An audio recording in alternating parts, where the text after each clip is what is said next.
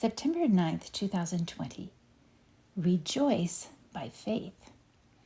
When your ancestors went down into Egypt, there were only 70 of them.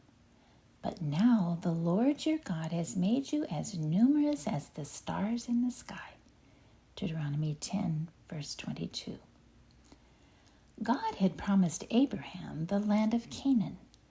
So I wonder if Jacob feared leaving Canaan to go down to Egypt. What if it kept his family from receiving God's promise? However, God gave Jacob this reassurance. Do not be afraid to go down to Egypt. I will go with you down, and I will bring you back again. When we struggle believing God will keep his promise, we can be sure he knows exactly how to inspire hope. Today's verse is one of God's encouragements. The Israelites were only 70 in number when Jacob arrived in Egypt, but now they were as numerous as the stars in the sky. God had spoken those exact words to Abraham in Genesis 15, 80 years before Jacob was born. And Jacob arrived in Egypt at the age of 130.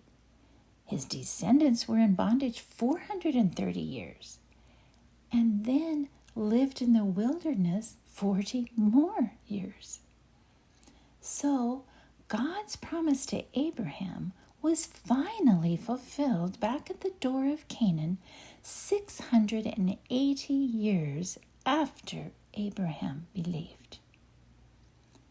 God reminds us that many giants of faith in Hebrews 11 didn't receive the things that God had promised them, but they saw these things coming in the distant future and rejoiced.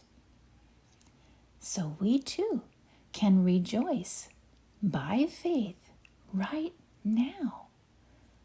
We know our God will keep his promise, even if it takes over 600 years.